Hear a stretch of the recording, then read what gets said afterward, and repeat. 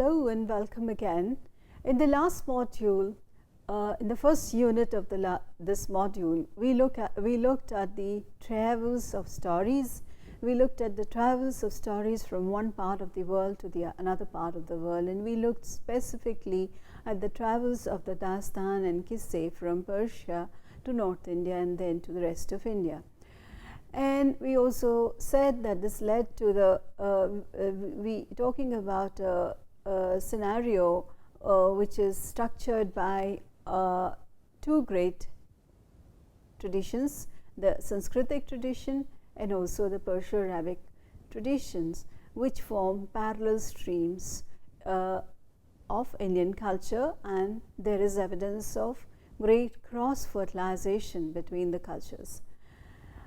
Today I move on to the role of script in splitting this shared community, speech community if we can call it, and how these syncretic boundaries that existed at the everyday level in everyday level in all parts of India, how these syncretic boundaries were destroyed through the splitting of the script, through the consolidation of particular ethnic identities, particular religious identities through the use of script, which later fed into the formation of separate national communities. And I would look specifically at the case of Hindi and Urdu, and how Hindi and Urdu were split from one another in the formation of a so-called Sanskritized Hindi, which was again used to which became the site for the performance of national identity. Secondly, I'll be looking at Benedict Anderson's thesis. In fact, I would be framing this whole idea of script within Anderson's notion of the relationship between the emergence of the nation, the production of imagining of the nation, and the role of the printing press, newspapers, and the novel in particular in the imagining of the community of the nation, how it happened in Europe, and I would apply it to the case of India, whether it fits the case of India and whether the script, printing and novel did play any role in the production of the nation or in the new imaginings of the nation. So this link between script, nation and printing, with the birth of novel in India and its role in imagining the nation, is the topic that I would take up today. So as I said, that these syncretic cultural boundaries which existed at the everyday level until the end of the 19th century in undivided India were fragmented towards the end of the 19th century with the emergence of various nationalist movements, and these movements appropriated scripts in the performance and in the consolidation of particular sectarian or particular religious identities. So we have a situation where Persian is the court language, is the official language, and the script that is used by all communities irrespective of the religious allegiances or the faiths they practice. From there we move to a situation where script is attached to a particular religious identity. That happens with the birth of nationalist movements. So with these nationalist movements, the Arabic script is attached to Islam and Muslim identity. Devanagari is attached to Hinduism and Hindu identity, and Gurmukhi is attached to Sikh and Sikh identity. And gradually we will see that how these scripts are important in the production of the two nations, and if we are to talk about the three nation theories, how these scripts were important in making a claim for separate nation towards the middle of the 20th century. So let's look at two particular language. We will not look at Gurmukhi, but we'd look at Urdu and Hindi, and we'd look at how these languages with these political developments, the language which was a single language and which was used by all communities in undivided India and at the end of until the end of the 19th century or even later, these scripts were this language was split for a number of reasons. And I would just give you a quick taste of what the renowned scholars in this field have been saying. So, we begin with Abdul Jamil Khan, who says Urdu, Hindi, Hindustani are three names for one speech language, the lingua franca of the Indian subcontinent or undivided India. So, the opinion is divided, but there is consensus that there was just one speech community which was given different names, Urdu, Hindi or Hindustani. People vary on the names they use, but they agree that there was just one language. Now, in real language use, Christine Everett says it's impossible to trace separate roots for Hindi and Urdu. And Paul Brass, whose work is who's been very influential in understanding how script was used to divide to form sectarian communities, says that language and religion have been among the major symbols of group identity in South Asia during the past century. So, now in the Hindi-Urdu divide, what happened according to Harish Trivedi is that Hindi began to refashion itself comprehensively and to assert vigorously its new identity. So, these two languages, again according to Trivedi, have coexisted in a state of mutual contestation, if not hostility, beginning in the latter half of the 19th century. So, we are talking about the Hindi-Urdu divide in the latter half of the 19th century, when Hindi is sanitized of Persian and Arabic words, and this results in the production of a Sanskritized Hindi. Now, this Hindi movement of the 19th century and the slogan of Hindustan, where Hindi became complicit in the idea of a nation, and a nation which is imagined as Hindu and which is called Hindustan. And this movement, this political movement, the Hindi movement of the 19th century had was joined by a number of leading writers of the time. One of the exponent of this movement, or one of the lead vanguards of this movement, was Bharatendu Harishchandra, but some of the leading Hindi writers also became part of this movement. So, the essence of the movement, according to Christopher King, lay in efforts to differentiate Hindi from Urdu and to make Hindi a symbol of Hindu culture. So, we move from, he borrows Paul Brass's thesis about the relationship between language and identity to say that there is an attempt to differentiate Hindi from Urdu and to make Hindi a symbol of Hindu culture. So, this attaching of a particular religious identity to a particular language is part of this movement and leads to the imagining of new communities. King points out that the new champions of this new Hindi, King points out that the champions of this new Hindi aspire to set it up as a rival of the Urdu language, which led them to appropriate for it the linguistic traditions of Urdu itself. So, a new language, a new Hindi is being constructed. It is not a new Hindi, it is a new language that is being constructed, which is being set as a rival to the Urdu language, and using this linguistic traditions of Urdu itself. So, this is part of this whole movement to Sanskritize, and it is very important in the imagining of the nation as a Sanskritic nation and a Hindu nation, and that is what explains the marginalization of the other tradition that I have been talking about, namely the Perso-Arabic tradition, through the privileging of India as a Indian heritage, as a Sanskritic heritage, whereas the other heritage is excised. So, after constructing an imagined past for the new Hindi, its advocates launched a campaign proclaiming that literature can be written only in the Khadi Boli or new Hindi, and they did this in two stages. In the first stage, they sought to establish the view whereby prose could be written in New Hindi. This view gradually gained currency between 1824 and 1885, and during these years, several new Hindi texts came into circulation and received wide acceptance.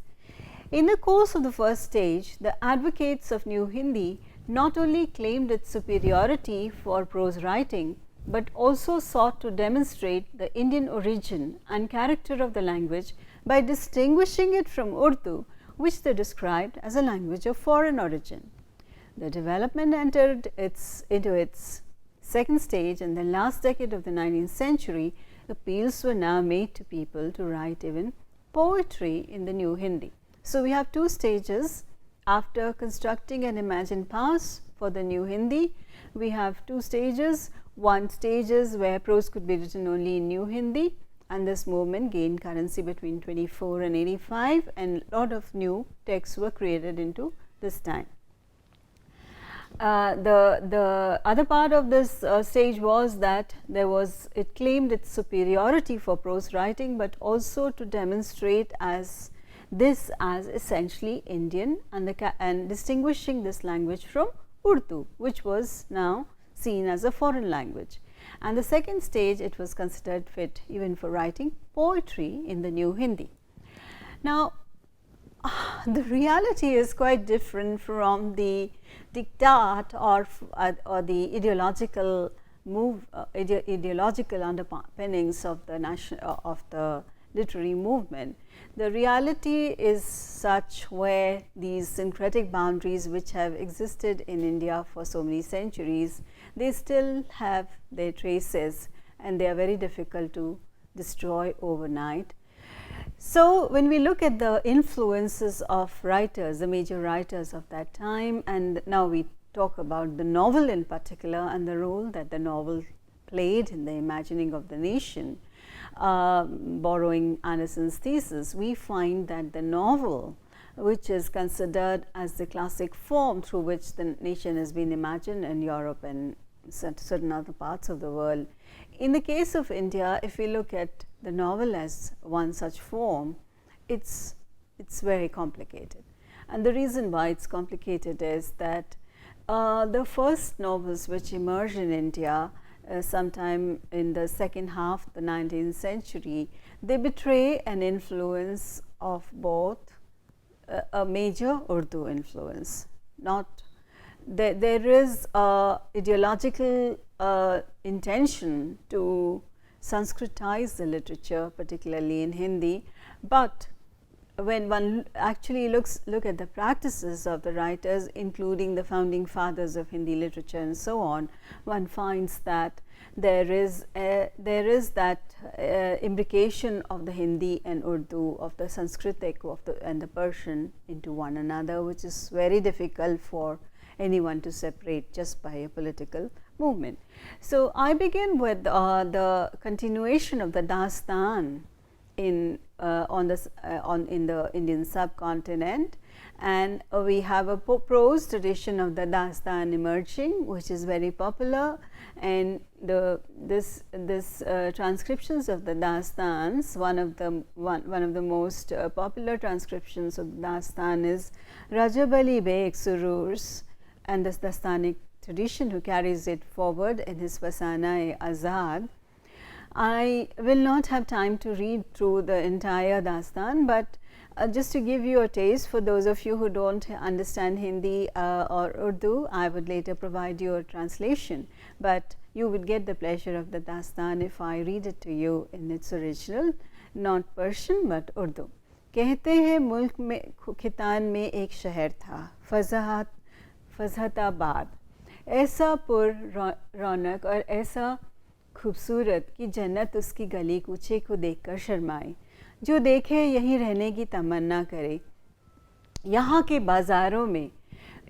बाज़ारों की चहल पहल देखने के काबिल, सड़कें हमवार और शफाफ, मकानात मजबूत और शानदार, इस शहर में बसने वाले हर तरह खुश और खुशहाल। इस मुल्क का बादशाह भी बड़ी शान और शौकत वाला था। इसके खिदमतकार भी ऐसे थे कि सिकंदर और दारा जैसे बादशाह भी होंगे, क्या होंगे। इस बादशाह का नाम था फिरोज़ बख्त. So this is Fazana as Azeb, and I will show you how this tradition of the Fazana as Azeb is carried over by the writers both in Hindi and in Urdu, and more so in the writers in Hindi. But before that, I'll quickly run through the history of Hindi and Urdu literature, beginning with Hindi literature. And after all the controversies about what was the first Hindi novel, it's now agreed that 1882, Srinivas Das's Pariksha Guru is now believed to be the first novel in Hindi, which translates as Experience is the Only Teacher, and is considered to be a first novel in Hindi, a novel which draws its subject matter from the extravagant lifestyles of the traditional Hindu elites, the rich Hindu bankers and traders, rather than from the peculiar traits of the middle class, as is generally asserted by, sorry about the spelling mistake, it should be a single R, and asserted by Hindi scholars. And the other schools places the first Hindi novel around 1888 by Pandit Shardaram Filori's novel Bhagyavati in 1888, which some say has been accepted by the Bharatiya Sahitya Academy as the first Hindi novelist. And his novel Bhagyavati, believed to have been written mainly in Amritsar, was published in 1888 after Shardaram's death. The main character of the novel is a woman, a revolutionary step on the part of Shardaram to advocate widow remarriage and condemn child marriage in Bhagyavati. So, I won't go into the contents of the novels, but you can see that it's a progressive movement in fiction novel in the novel, and these are the novels of social realism, which deal with the problems of the nation, such as untouchability, widow remarriage, the woman question, social inequalities, and so on. But the most interesting development in Hindi fiction, was a novel called Chandrakanta. Some of you might not, I don't expect any of you or except for a few of you to have read the novel, but many of you might have watched the teleserial based on this novel, the teleserial called Chandrakanta, which was aired several years ago, and it's been revived again. Now, this is a story which needs to be told, because this novel by Devkinandan Khatri in 1888, which was not the first novel, but it was one of the first novels published by the Munshi Naval Kishore Press. And this novel, which is supposed to be one of the earliest or the founding novels of Hindi, a popular fiction, it betrays strong Perso-Arabic influence. It shows the imbrication of Hindi with Urdu, and it shows a strong influence of Dastan. So, we will not go into the aesthetic merit of the novel, because some have said that it carries the Dastan influence forward, tradition forward. Others have said that it's actually an improvement on Dastan and it's a movement towards novel. But what is agreed is the strong influence of Dastan and a kind of fiction which was very popular during that time, a fiction which was called Tilismi Upanyas, Tilismi Kisse and Upanyas, which was inaugurated by Devkinandan Khatri. Now, this novel was so popular. Devkinandan Khatri was born in 1861 and died in 1913. He wrote his novel Chandrakanta for serial publication, and the story is that when it was collected into a book, it was the longest piece of Hindi prose to date. And now this Ajaib tradition, which we found in Suru's Fasana as Ajaib, may also be seen in modern Hindi prose, Khatri's Chandrakanta, which spawned a new popular subgenre of writing known as the Tilismi Upanyas, Tilismi fiction, in the last decade of the 19th century. According to Krishna Majidhya, the words such as Tilism, enchanted world, and Ayar, trickster, were first used in Hindi by Khatri, who started a new trend in Hindi, a category that came to be called the fiction of Tilism, enchantment, NIRE, imposture or fraud. It proved to be so popular that people began to learn the Devanagari script to be able to read Chandrakanta. So, the first popular fiction, not the first novel in English, but the first novel, the first popular fiction in Hindi which inspired people to learn the Devanagari script was a novel which was a continuation or which was highly influenced by the Dastanic tradition or the Perso-Arabic great tradition. Now, we move to Urdu novel and we talk about Ratannath Sarshar's Fasana-e-Azad, which was also composed around the same period. So, we are looking at the developments in Hindi and Urdu which are almost coeval, and Sarshar's novel Fasana-e-Azad, which appeared between 1878 and 1885 again as a serialized supplement, was influenced not only by the Pickwick Papers and Don Quixote, the European tradition, but also by great epic romances or Dastan of Persian and Urdu. And this was again published in 1881 by the Munshi Nawal Kishore Press.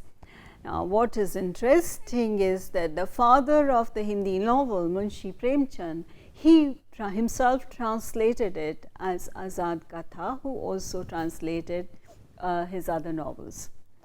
So, originally composed between 1878 and around 1883, Fasana-e-Azad pioneered the serialized format in Urdu.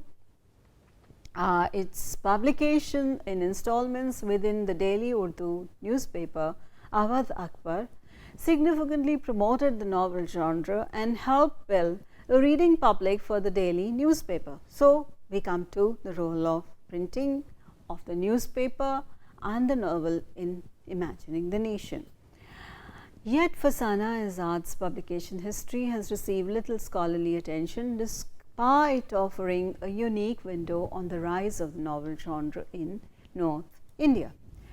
And then we come to the most popular novel like Devkinandan Khatri's Chandrakanta. We have a parallel in the first novel, not the first Urdu novel, but a novel which became immensely popular, which was in 1899, Mirza Hadi Ruswa's Umrao Jan Ada. I will go into the details of the novel itself, but it is believed that the novel is based on the story of, according to the novelist, the story of Umrao Jan was recounted to him, not her, recounted by her to the author when he happened to meet her during a mushaira in Lucknow. On listening to her couplets, the author, along with Mushi Ahmed, a novel and poetry enthusiast present at the gathering, convinced Umrao Jan to share her life story with them. So, in terms of its genre and in terms of its theme, it is again very unique, and it is written in the first person as a memoir and was published by Munshi Gulab Singh and Sons Press in Lucknow in 1899. We will not talk about the content of the novel, but there's a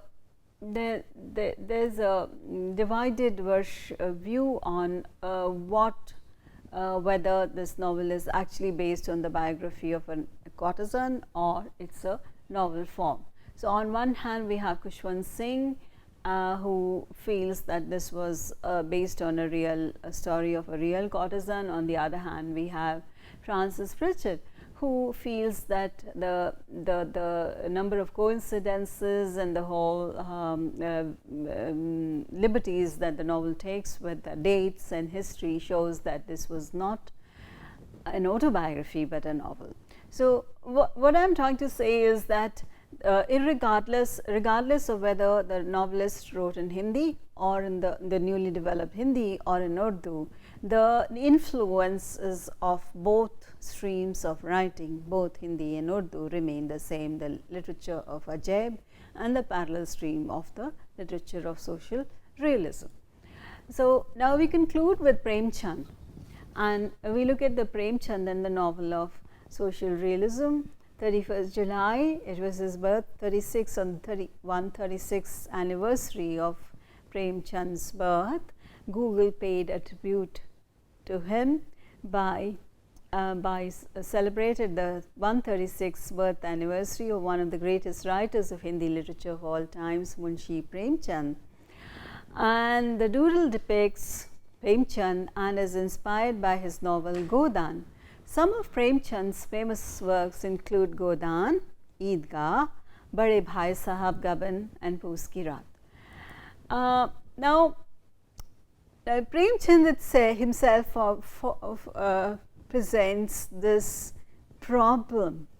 He himself, in his person and his writing, he problematizes this splitting of the syncretic boundaries between languages, between people, between cultures, and between religions, which existed at the everyday level in India until the end of the 19th century. And let us see how he does that.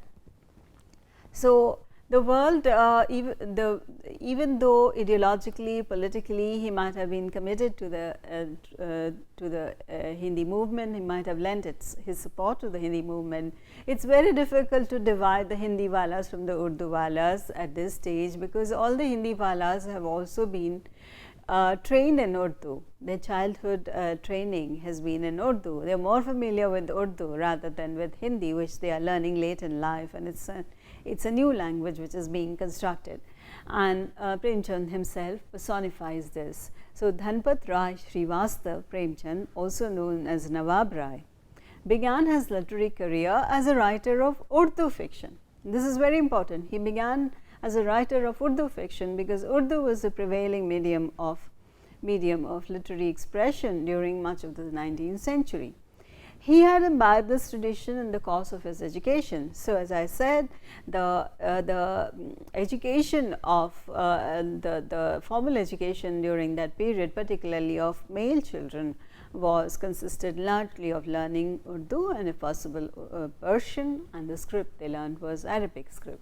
So, by about 1900, his social and political awareness gradually matured into a national awareness, national consciousness. However, from 1913 to 1915, he steadily gave up Urdu in preference for Hindi. So, we say that this is very interesting, that he begins as a writer of Urdu fiction, and then he gradually, because of his political sympathies, because of his political leanings, he gives up writing in Urdu in preference for Hindi.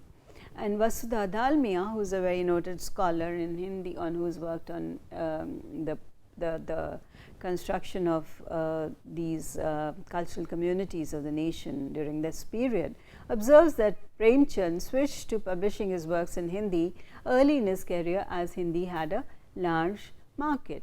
Not only, but the reality is that not only has he contributed to Hindi literature, but has also influenced Urdu writing to a great extent. So, we look at we conclude with this excerpt from Premchand's Hindi, Urdu Hindi or Urdu Hindustan, which evinces the position of a well-meaning nationalist period writer who saw himself as a champion of the linguistic middle ground of Hindustani. He advocates a national language that would eschew complex words from Sanskrit, Persian, and Arabic and be readily accessible to all. So, that is why in his tribute in first post, Shantanu Mukherjee, he says that the present day, when communalism is raising its ugly head and the whole society is threatened by parochial forces, Premchand remains glaringly relevant as a progressive figure, with his writings showing us the way to live in communal harmony and peace, keeping the social fabric steadily intact. So, with this I conclude this unit, where I spoke about the